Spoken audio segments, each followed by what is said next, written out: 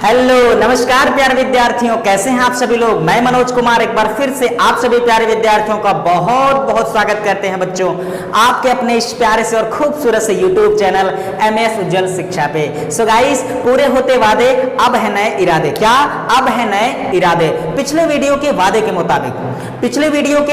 के मुताबिक हम आपके सामने लेकर के हाजिर हैं क्लास 10th सब्जेक्ट साइंस का चैप्टर नंबर 1। यस, रासायनिक अभिक्रिया एवं रासायनिक समीकरण। I am talking about chemical reaction chemical equation का लेक्चर नंबर 4, जिसमें हम लोग क्या पढ़ेंगे उस चीज को आप देखने वाले हो। मेरा आपसे एक सवाल बच्चों, क्या आप किसी भी रासायनिक अभिक्रिया रासायनिक परिवर्तन के समीकरण को लिखना जानते हैं? और अगर जानते हैं तो बहुत अच्छी बात है, नहीं जानते तो भी अच्छी बात है। क्यों अच्छी बात है? क्योंकि आज के बाद बच्चों ये पूरी चीजें सारी चीजें पूरी तरह से क्लियर होने वाली है। तो सीधी बात, नो बकवास, स्टार्ट करते हैं आज का ये लेक्चर पूरे कॉन्सेप्ट के साथ, because concept is the power of knowledge.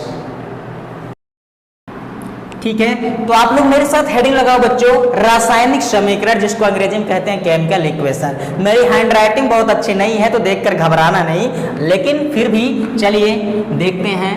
Chemical equation अर्थात रासायनिक समीकरण बच्चों दरअसल क्या होती हैं उस चीज को आप देखिए। पहले आप सभी जानते हो बच्चों कि रासायनिक अभिक्रियाएं या रासायनिक समीकरण क्या होती है। रासायनिक अभिक्रिया या रासायनिक समीकरण को बच्चों पूरे अच्छे लाजवाब और दमदार तरीके से पिछले लेक्चर्स में हम लोगों ने सीख लिया है। अब यहाँ पर सवाल ये आता है बच्चों कि किसी भी रासायनिक परिवर्तन या रासायनिक अभिक्रिया के समीकरण को अगर हमें लिखना हो या उसको व्यक्त करना हो तो हम कैसे लिखेंगे, कैसे व्यक्त करेंगे। ठीक है, तो उस चीज की जानकारी आपको यहाँ मिलने वाली है। मैं आपको बता दूं बच्चों, किसी भी रासायनिक अभिक्रिया या रासायनिक परिवर्तन को हम अगर शब्दों या पदार्थों के सूत्रों के रूप में व्यक्त करें, फिर से मेरी बात सुनिए, अगर किसी अभिक्रिया रासायनिक अभिक्रिया या रासायनिक परिवर्तन को हम शब्दों या किसी रासायनिक सूत्रों के द्वारा व्यक्त करें तो जो समीकरण हमको प्राप्त होगा मिलेगा उसी को दरअसल हम लोग क्या कहेंगे बच्चों, रासायनिक समीकरण कहेंगे, केमिकल इक्वेशन कहेंगे। इस चीज को हमेशा अपने दिमाग में रखिएगा। Clear? So first of all मैं इसका जो डेफिनेशन है उस चीज को आपके सामने लिखता हूं।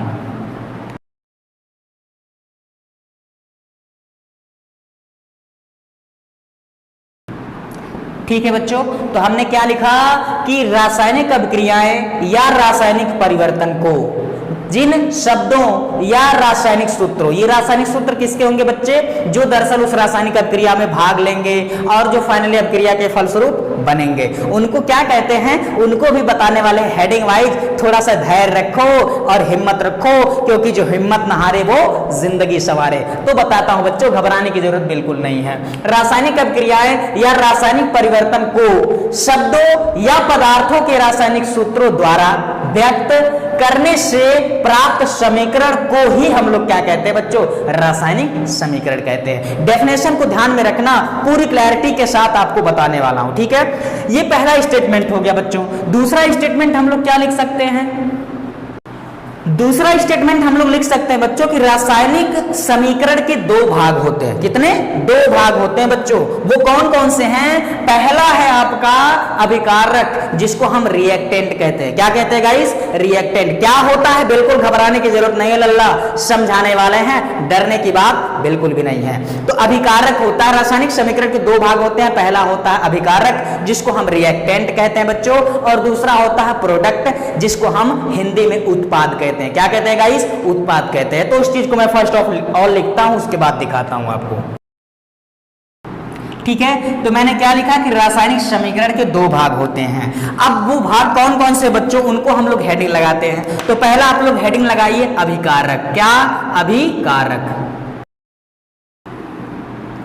सो बच्चों पहला है रासायनिक समीकरण का पहला भाग होता है अभिकारक, जिसको हम कहते हैं रिएक्टेंट। अब ये अभिकारक क्या होता है बच्चों, तो रासायनिक अभिक्रिया में भाग लेने वाले पदार्थ, रासायनिक अभिक्रिया में भाग लेने वाले पदार्थ जिसमें एक रासायनिक परिवर्तन होता है, उस पदार्थ को हम लोग क्या कहते हैं बच्चों, अभिकारक कहते हैं, रिएक्टेंट कहते हैं। एग्जाम्पल लल्लन टाप एग्जाम्पल देंगे बच्चों, घबराने की जरूरत बिल्कुल नहीं है। सो फर्स्ट ऑफ ऑल मैं इसको लिखता हूं।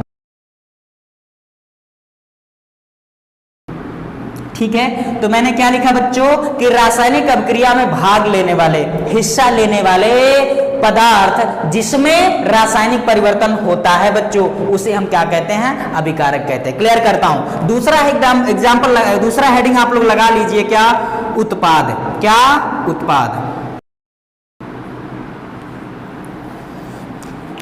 उत्पाद को बच्चों अंग्रेजी में प्रोडक्ट कहते हैं। क्या कहते हैं, प्रोडक्ट कहते हैं। अब देखिए प्रोडक्ट क्या होता है। जब एक रासायनिक परिवर्तन होता है, आप सभी जानते हैं कि रासायनिक परिवर्तन में बच्चों एक नया प्रोडक्ट फॉर्म होता है, नया पदार्थ बनता है। तो एक रासायनिक अभिक्रिया या रासायनिक परिवर्तन में जो नया पदार्थ बनता है बच्चों, उस बने हुए नए पदार्थ को ही हम लोग क्या कहते हैं, उत्पाद कहते हैं बच्चों, प्रोडक्ट कहते हैं। इसका डेफिनेशन मैं आपके सामने लिखता हूं, देखिए। ठीक है बच्चों, तो मैंने क्या लिखा कि रासायनिक अभिक्रिया के फलस्वरूप बनने वाले नए पदार्थ को, किसको, नए पदार्थ को ही क्या कहते हैं, प्रोडक्ट कहते हैं बच्चों, उत्पाद कहते हैं। इस चीज को हमेशा अपने दिमाग में रखिएगा। अब एक लल्लन टाइप एग्जांपल मैं आपको देता हूं। क्या आप लोग अपने घर पकौड़ी खाए हैं? अरे सर, ऐसे लालच भरी बात मत करिए, मिल जाए तो फिर मजा आ जाए, ठीक है, बल्ले बल्ले हो जाए, लेकिन मिलने वाला नहीं है, घबराइए नहीं बच्चों। आप लोग अपने घर पकौड़ी जरूर खाए होंगे। हालांकि पकौड़ी खाने के साथ साथ क्या आप बनाए भी हैं? नहीं बनाए हो, बनाना चाहिए।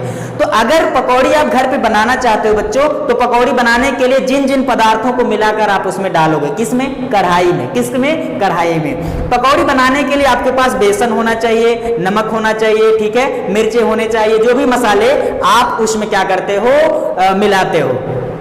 प्रारंभ में बच्चों पकौड़ी बनाने के लिए जिन जिन पदार्थों को मिलाकर कढ़ाई में आप डालते हो, किसमें, कढ़ाई में आप डालते हो, शुरू में मिलाए गए उन पदार्थों को ही हम क्या कहते हैं बच्चों, अभिकारक कहते हैं। क्या बात है सर, ये बिल्कुल सही बात है बच्चों कि पकौड़ी बनाने के लिए प्रारंभ में जिन जिन पदार्थों को मिलाकर मैंने कढ़ाई में डाला हुआ है बच्चों, उन पदार्थों को क्या कहते हैं, अभिकारक कहते हैं बच्चों, रिएक्टेंट कहते हैं। ठीक है, और गर्मा गर्म पकौड़ी जब बन के तैयार हो रही है, क्या बात है सर, गर्मा गर्म जब कढ़ाई में से बन करके तैयार हो रहा है, वो क्या है, पकौड़े।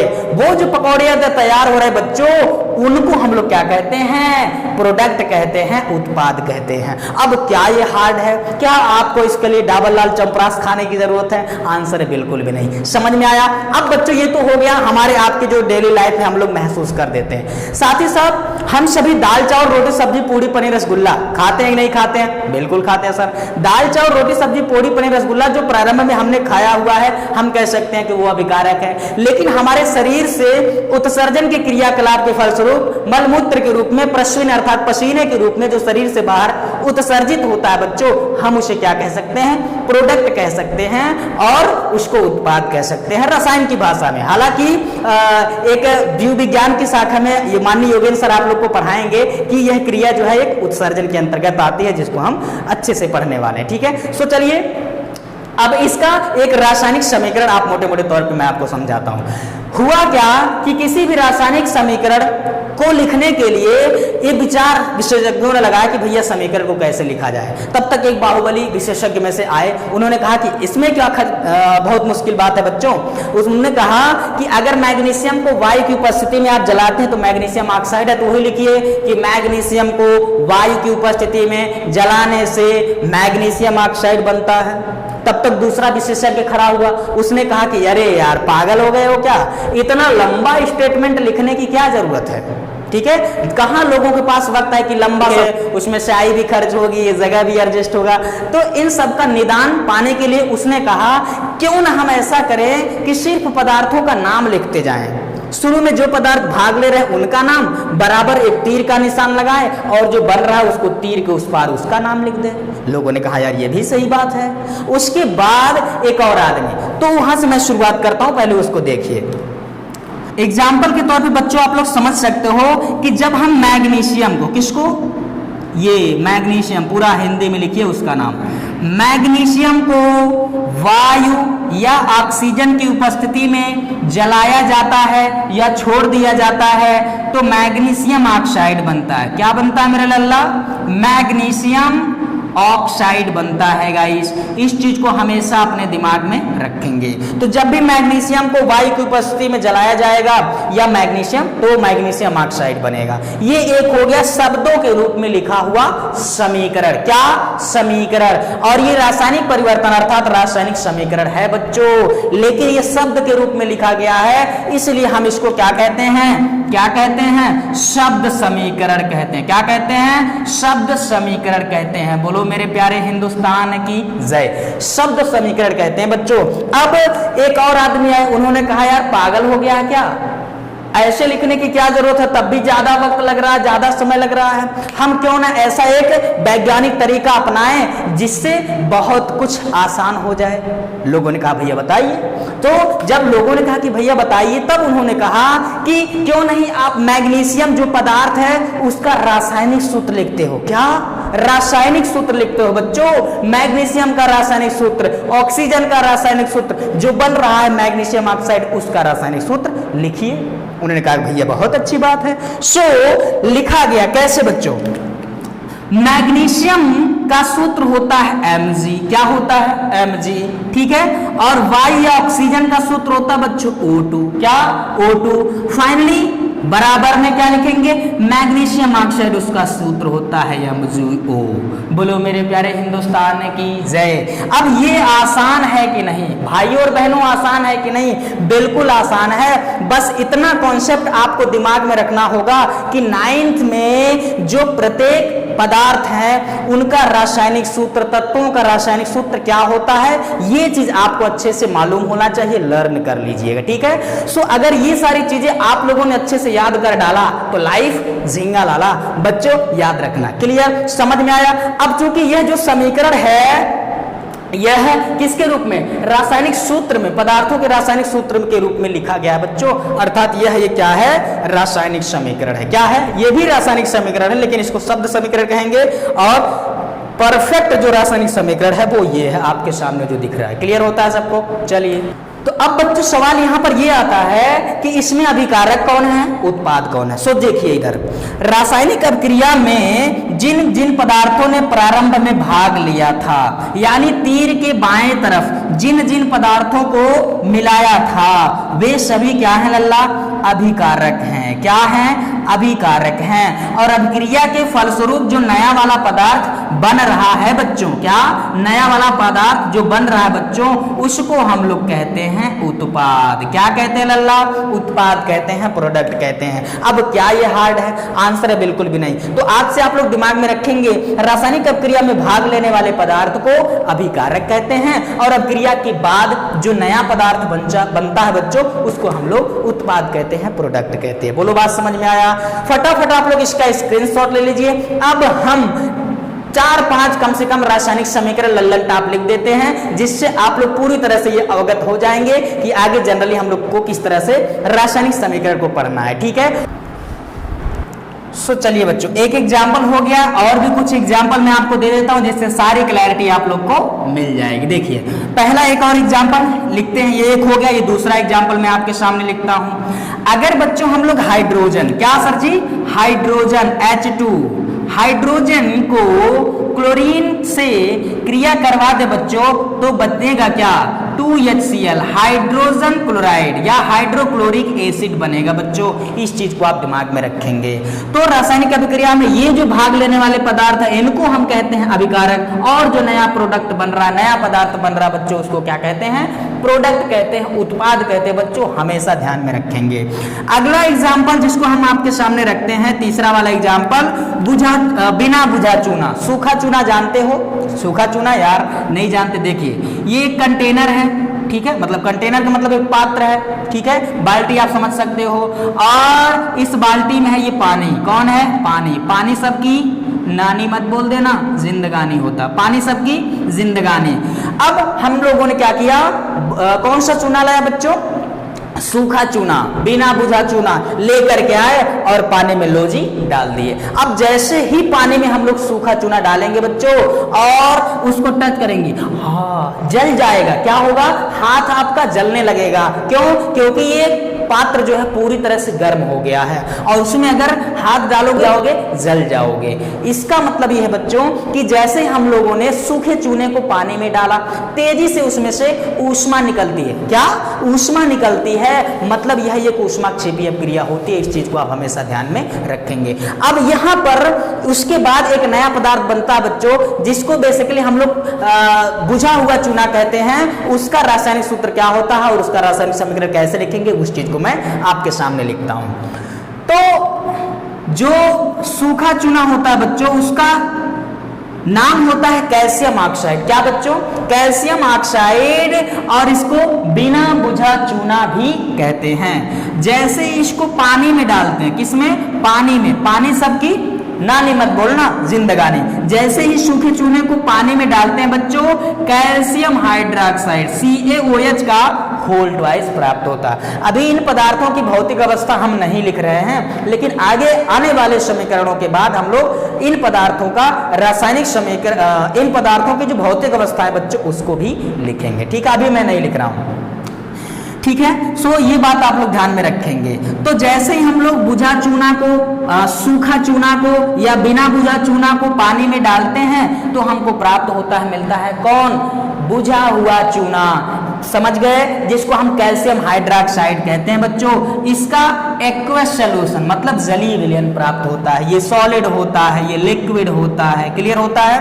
ये जो बुझा हुआ चूना हमको प्राप्त होता है बच्चों, दरअसल इसी का प्रयोग हम लोग दीवार की सफेदी में, दीवार की पुतैया करने में हम लोग क्या करते हैं, इस्तेमाल करते हैं। और ये calcium hydroxide carbon dioxide gas के साथ क्रिया करके एक सफेद परत बना लेता है, जिसको हम कैल्शियम कार्बोनेट कहते हैं। चलो इसको भी मैं यहीं पर लिख देता हूं। सो कैल्शियम हाइड्रोक्साइड का जो एक्वस सॉल्यूशन होगा बच्चों, ये कार्बन डाइऑक्साइड गैस के साथ अपक्रिया करके क्या बना लेता है लल्ला, कैल्शियम कार्बोनेट CaCO3 बना लेता है तथा जल के अणु बाहर निकल जाते हैं। तो रासायनिक क्रिया में ये जो पदार्थ भाग ले रहे हैं बच्चों, हम इन्हें क्या कहते हैं, अभिकारक कहते हैं। और जो नया पदार्थ फाइनली बनता है बच्चों, हम उन्हें प्रोडक्ट कहते हैं, उत्पाद कहते हैं लल्ला। इस चीज को हमेशा दिमाग में रखिएगा। बोलो बात समझ में आया। और भी देखिए,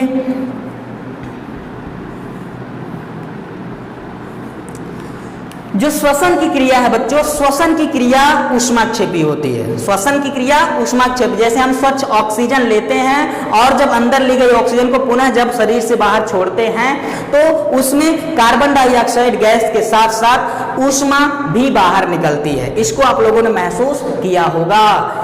कार्बन डाइऑक्साइड गैस के साथ ऊष्मा निकलने की ये जो प्रक्रिया है, हम इसलिए इसको कहते हैं श्वसन जो होता है, दरअसल ये ऊष्माक्षेपीय क्रिया होती है। श्वसन की क्रिया ऊष्माक्षेपी क्यों होती, क्या आपको ये मालूम है? नहीं मालूम है तो मालूम होना चाहिए बच्चों। जो भी हम सभी जानते हैं कि हमारा जो शरीर है वो हमारे शरीर को जीवित रहने के लिए ऑक्सीजन और पानी के बाद जो सबसे ज्यादा आवश्यक और जरूरी है वो है क्या, मोबाइल? नहीं, मोबाइल नहीं है बच्चों, भोजन है। क्या? फूड है, भोजन है। भोजन वे बाह्य पदार्थ हैं जो हमारे शरीर को ऊर्जा, कार्य करने की शक्ति अर्थात कार्य करने की क्षमता प्रदान करते हैं। और जो भोजन हम खाते हैं, चाहे चावल है, ब्रेड है, रोटी है, फल फ्रूट्स है, जो हम खाते हैं बच्चों, उसमें दरअसल बड़े पैमाने पर उपस्थित होता है क्या, कार्बोहाइड्रेट्स। क्या?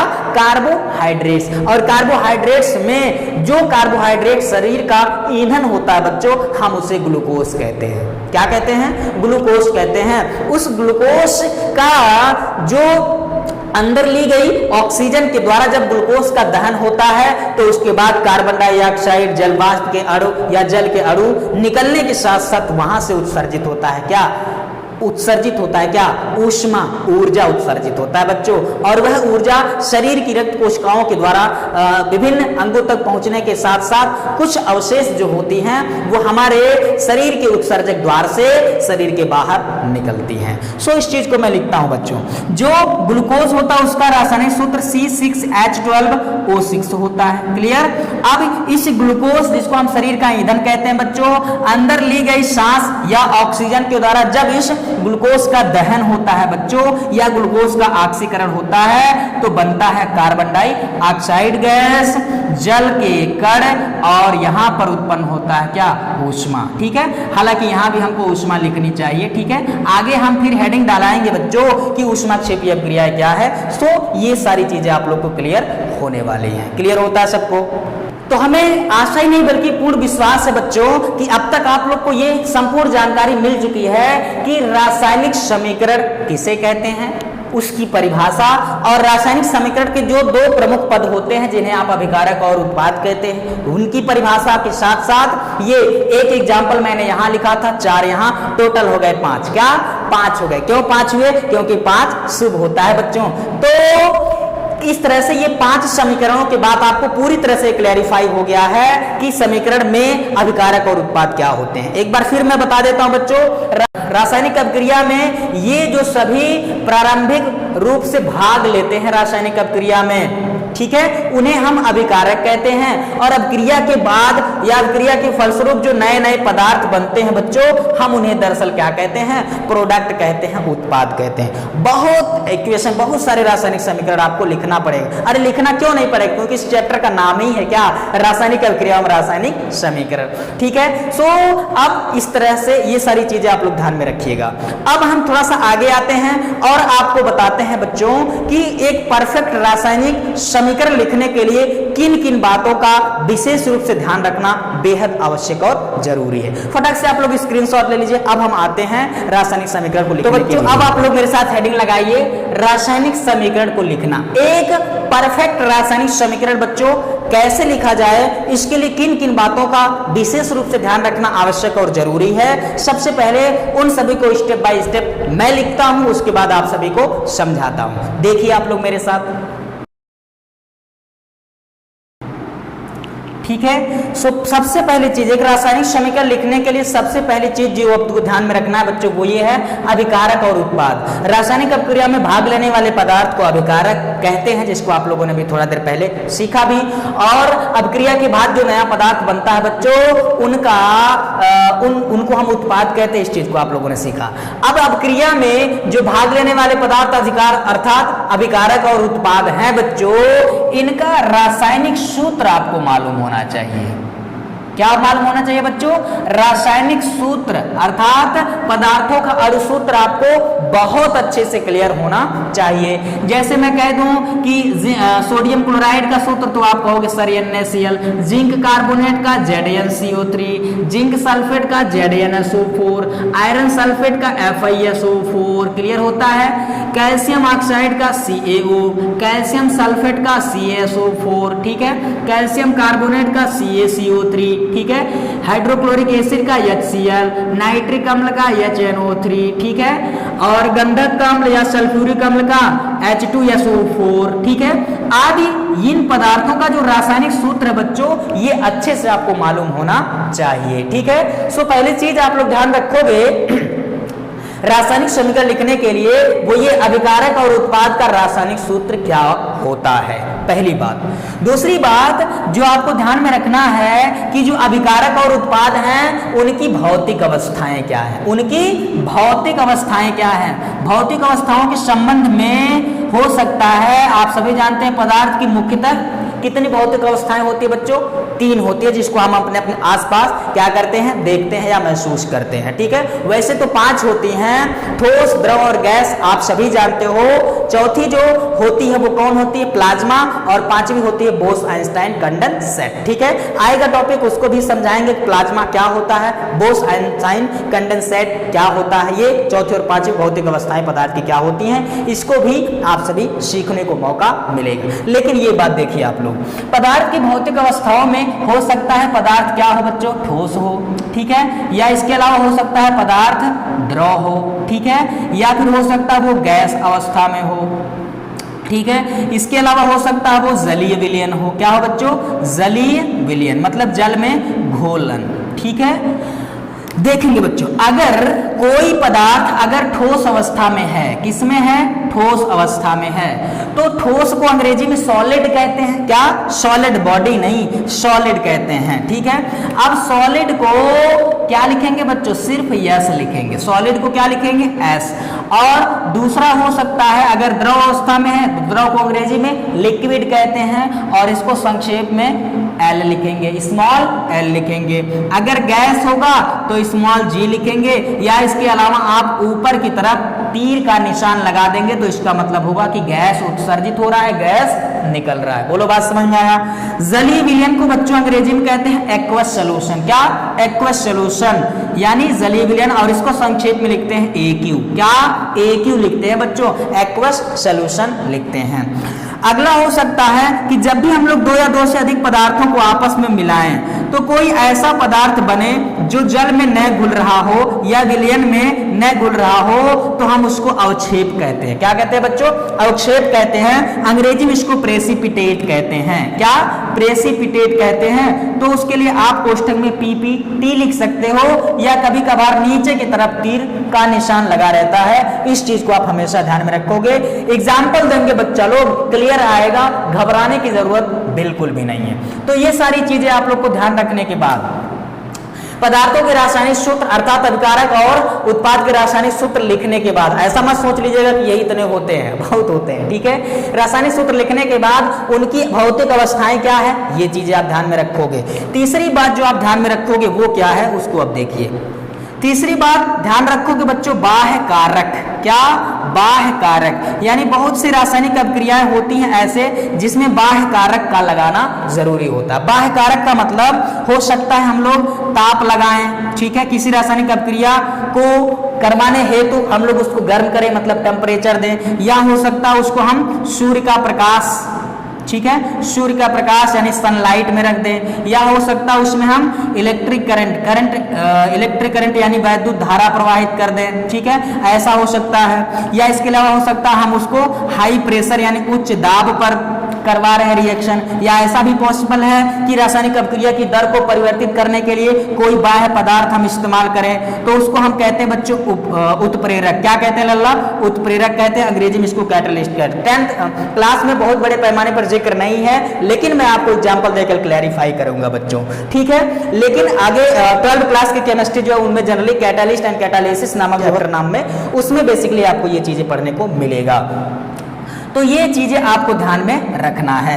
अगर किसी रासायनिक अभिक्रिया में ताप या सूर्य का प्रकाश या विद्युत धारा या दाब या उत्प्रेरक आदि की आवश्यकता पड़ती है तो जो तीर का निशान होता है उसके नीचे या ऊपर उसको मेंशन किया जाता है, लिखा जाता है। परफेक्ट रासायनिक समीकरण लिखने के लिए ये चीज भी आवश्यक और जरूरी है। क्लियर। चौथी बात जो आपको ध्यान में रखना है वो क्या है बच्चों, चौथी और आखिरी बात ये है बच्चों कि जब एक समीकरण आप लिख लेते हैं तो कभी कभार बहुत बार ऐसा होता है कि रासायनिक समीकरण हमारा संतुलित नहीं होता। अब ये संतुलित रासायनिक समीकरण क्या है, तो किसी भी रासायनिक अभिक्रिया में भाग लेने वाले पदार्थों अर्थात अभिकारक में उपस्थित विभिन्न तत्व के परमाणुओं की संख्या और उत्पाद में परमाणुओं की संख्या अगर दोनों तरफ बराबर है बच्चों तो हम कहेंगे वह रासायनिक समीकरण संतुलित होगा।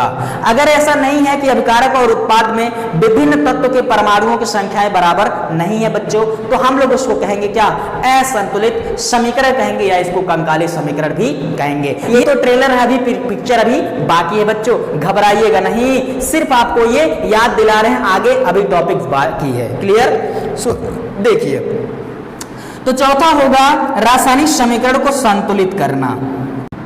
ठीक है, इस पर हम अभी चर्चा नहीं करेंगे क्योंकि इसके बाद अगला जो सेपरेट वीडियो हमारा बनने वाला है बच्चों वो कौन सा होगा मालूम है आपको, वो यही है बच्चों, संतुलित रासायनिक समीकरण क्या होता है, किसे कहते हैं। दूसरा उसमें आएगा कि रासायनिक समीकरण को संतुलित क्यों करते हैं, ठीक है। और तीसरा उसमें हम सीखेंगे कि रासायनिक समीकरण को संतुलित कैसे करते हैं। तो इन पर संतुलित रासायनिक समीकरण पर एक सेपरेट वीडियो हम बनाने वाले हैं। अगली वीडियो हमारा वही होगा, आप लोग प्रतीक्षा कीजिएगा, इंतजार जरूर कीजिएगा। आशा ही नहीं बल्कि पूर्ण विश्वास है कि एक बेहतर दशा और दिशा आपको मिलने वाली है। तो बच्चों इन सारी चीजों को ध्यान में रखने के साथ साथ हम आपको अब इसका जो फेमस एग्जाम्पल वगैरह है कुछ एग्जाम्पल दे करके पूरी क्लैरिटी आपके सामने रखता हूं बच्चों, ठीक है। सो इस टॉपिक को मैंने यही छोड़ दिया क्योंकि अगला टॉपिक हमारा जो है इसी पर बेसिकली बेस्ड है। अब चलिए इन सभी का एग्जाम्पल देते हैं। पहला एग्जाम्पल जो अभी थोड़ा देर पहले मैंने आपको दिया वही एग्जाम्पल ले लें बच्चों, कि अगर हम लोग क्या करें, कैल्शियम ऑक्साइड, मैं नाम नहीं लिख रहा हूं उन पदार्थों का, आप लिख सकते हो बच्चों, इन पदार्थों का रासायनिक नाम जो है जरूर आप लिखिएगा। कैल्शियम ऑक्साइड जो कि एक ठोस होता है, क्या होता है बच्चों, ठोस होता है। जब इसको पानी यानी लिक्विड होता है तो एल लिखेंगे, ठोस के लिए एस, लिक्विड के लिए एल लिखेंगे। जैसे ही बिना बुझे चूने अर्थात सूखे चूने को पानी में डालते हैं तो तुरंत उसमें से बुझबुझाहट के साथ तेजी से ऊष्मा उत्सर्जित होती है बच्चों, और प्राप्त होता है कैल्शियम हाइड्रोक्साइड CaOH का होल ट्वाइस, और ये जलीय विलयन होता है। क्या होता है बच्चों, जलीय विलयन को हम क्या लिखते हैं, यहाँ पर आपने लिखा AQ, क्या AQ, तो यहाँ AQ लिख देंगे और प्लस लिख देंगे क्या बच्चों, ऊष्मा या ऊर्जा लिख देते हैं। तो कैल्शियम ऑक्साइड जो कि ठोस होता है इसलिए यस लिखेंगे, पानी जो कि लिक्विड यानी द्रव होता है तो इसको यल लिखेंगे, ठीक है, और कैल्शियम हाइड्रोक्साइड का जलीय विलयन प्राप्त होता है इसलिए इसको AQ लिखेंगे प्लस ऊष्मा। अब बात समझ में आया, ठीक है। तो ये एक परफेक्ट रासायनिक समीकरण आपके सामने लिखा हुआ है। दूसरा आप लोग लिख सकते हैं कि जो कैल्शियम हाइड्रोक्साइड है, यहीं से आगे मैं बढ़ा देता हूं, कैल्शियम हाइड्रोक्साइड का एक्वस सॉल्यूशन मतलब जलीय विलयन में अगर हम लोग CO2 गैस अर्थात कार्बन डाइऑक्साइड गैस को प्रवाहित कर दें बच्चों तो क्या होगा, उसमें कैल्शियम कार्बोनेट एक सफेद पदार्थ बनेगा। कैल्शियम कार्बोनेट एक सफेद पपड़ी जैसा पदार्थ बनेगा और इसमें से जल के अणु क्या होंगे बच्चों, बाहर निकल जाएंगे। ये बेसिकली जल के अणु वाष्पित होकर के बाहर निकलेंगे, तो गैस भी लिख सकते हो या लिक्विड भी लिख सकते हो। तीसरा एग्जाम्पल जो आप लोग ध्यान में रख सकते हैं वो क्या है उसको देखिए। प्रकाश संश्लेषण की क्रिया को आप सभी जानते होंगे। प्रकाश संश्लेषण जो हरे पेड़ पौधे होते हैं बच्चों, कार्बन डाइऑक्साइड और भूमि के अंदर से जल लेते हैं, ठीक है। सूर्य के प्रकाश की उपस्थिति में उनके पास क्लोरोफिल नामक पिगमेंट होता है, जिसकी उपस्थिति में क्या करते हैं, अपने भोजन अर्थात कार्बोहाइड्रेट का निर्माण करते हैं, तथा जो पेड़ पौधे होते हैं बेसिकली बच्चों वो क्या कहलाते हैं, स्वपोषी, यानी जो अपना भोजन स्वयं बनाते हैं। सो फाइनली हम लोग क्या करते हैं, जो कार्बन डाइऑक्साइड गैस होता है, पेड़ पौधे कार्बन डाइऑक्साइड गैस को वायुमंडल से खींचते हैं, लेते हैं, और भूमि के भीतर से खनिज लवण और जल, ठीक है, जल के अणु को लेते हैं, और इनके पास क्या होता है बच्चों, क्लोरोफिल होता है, और ये सूर्य के प्रकाश की उपस्थिति में इनके पास होता है क्लोरोफिल। क्या होता है गाइस, क्लोरोफिल होता है, ठीक है। सूर्य के प्रकाश और क्लोरोफिल की उपस्थिति में ये क्या बनाते हैं बच्चों, C6H12O6 बनाते हैं। मतलब ये क्या है गाइस, ये ग्लूकोज है, ये कार्बोहाइड्रेट है, अर्थात वह भोजन बनाते हैं। साथ ही साथ क्या निकलता है बच्चों, ऑक्सीजन निकलता है, ठीक है, और जल के अणु भी उपस्थित होते हैं, ऐसा आप लिख सकते हैं। तो ये प्रकाश संश्लेषण की क्रिया है जिसमें हरे पेड़ पौधे क्या करते हैं बच्चों, कार्बन डाइऑक्साइड जो कि गैस है, जल जो कि लिक्विड है, उनको लेकर के क्या करता है, सूर्य की प्रकाश की उपस्थिति में क्लोरोफिल के साथ क्या करता है, ये अपने भोजन अर्थात कार्बोहाइड्रेट ग्लूकोज का निर्माण करता, साथ ही साथ ऑक्सीजन देता है। क्या ऑक्सीजन देता है बच्चों, ये सारी चीजें आप लोग ध्यान में रखेंगे। और भी एग्जांपल्स मैं आपके सामने देकर के क्लेरिफाई करता हूं। नाइट्रोजन, ठीक है, नाइट्रोजन गैस, ये गैस है तो जी लिखेंगे, हाइड्रोजन गैस इसको भी जी लिखेंगे। ये क्या करते हैं, एक आयरन उत्प्रेरक, ठीक है, आयरन उत्प्रेरक और मॉलिब्डेनम वर्धक की उपस्थिति में, मॉलिब्डेनम वर्धक की उपस्थिति में क्या करते हैं बच्चों, ये एक जबरदस्त गैस का निर्माण करते हैं जिसको हम क्या कहते हैं, अमोनिया गैस। क्या, अमोनिया गैस, NH3 गैस का निर्माण करते हैं। इस चीज को आप हमेशा ध्यान में रखेंगे। तो यहाँ पर ये उत्प्रेरक यानी ऐसा बाह्य पदार्थ है जो किसी रासायनिक अभिक्रिया की दर को बढ़ाने का काम करता है, परिवर्तित करने का काम करता है। बोलो बात समझ में आया। और 4 नहीं लिखना चाहिए सर, 5 लिख देते हैं। क्या, 5 लिख देते हैं बच्चों। 5 लिखने में क्या, अगला रिएक्शन हम लोग लिख सकते हैं कि जल का वैद्युत अपघटन, जो कि द्रव होता है, लिक्विड होता है, जब इसमें हम वैद्युत धारा प्रवाहित करते हैं, मतलब इसका विद्युत वियोजन करवाते हैं या विद्युत अपघटन करवाते हैं बच्चों, तो यह दो अणुओं में टूटता है। और वह अणु किसके किसके होते हैं? एक तो होता हाइड्रोजन गैस का अणु और दूसरा होता है बच्चों ऑक्सीजन गैस का अणु। कौन बच्चों? ऑक्सीजन गैस का अणु। हालांकि जो ऑक्सीजन गैस है, ऑक्सीजन गैस के अणु की तुलना में दुगुना गैस प्राप्त होता है हाइड्रोजन गैस का। ठीक है, तो इस तरह से आप लोगों ने देखा एक परफेक्ट रासायनिक समीकरण हम लोग कैसे लिखेंगे। इसके लिए किस चीजों का याद रखना जरूरी है? अभिकारक और उत्पाद का रासायनिक सूत्र। ये अभिकारक है, रासायनिक अभिक्रिया में भाग लेने वाले पदार्थ क्या है? अभिकारक, उनका रासायनिक सूत्र, और ये जो फाइनली प्रोडक्ट यानी उत्पाद बन रहा है उनका रासायनिक सूत्र। पहली बात। दूसरी बात, इनकी जो भौतिक अवस्थाएं हैं यानी कौन ठोस है, कौन द्रव है, कौन गैस है, कौन एक्वस सॉल्यूशन यानी जलीय विलयन है, उन चीजों को हम लोगों ने क्लैरिफाई किया। तीसरी चीज जो हम लोगों ने देखा वो बाह्य कारक। बाह्य कारक मतलब अगर किसी रासायनिक प्रक्रिया में हमको अपने बाह्य तरफ से सूर्य का प्रकाश या तापमान या वैद्युत धारा या उत्प्रेरक देना पड़ रहा है तो उनको भी तीर के ऊपर नीचे मेंशन करते हैं, जिससे 1 and 10% एक परफेक्ट रासायनिक समीकरण हम सभी को क्या बच्चों मिलता है। ठीक है, एक अगला टॉपिक बचा है संतुलित रासायनिक समीकरण। वीडियो काफी लंबा हो रहा है, अगले लेक्चर में जिक्र करेंगे जैसा कि मैंने आपको पहले बताया। सो गाइस, आप लोगों से हमें आशा नहीं बल्कि पूर्ण विश्वास है कि ये सारी चीजें क्लैरिफाई हो गई होंगी। स्क्रीनशॉट ले लीजिएगा आप लोग फटाफट। ठीक है, तो इस वीडियो में बस इतना ही। अगले वीडियो में फिर मिलते हैं नए ऊर्जा, नए उत्साह, नए जुनून के साथ नए वाले टॉपिक्स को पढ़ने के लिए। तब तक के लिए आप सभी हमें दे दीजिए इजाजत। जय हिंद, जय भारत।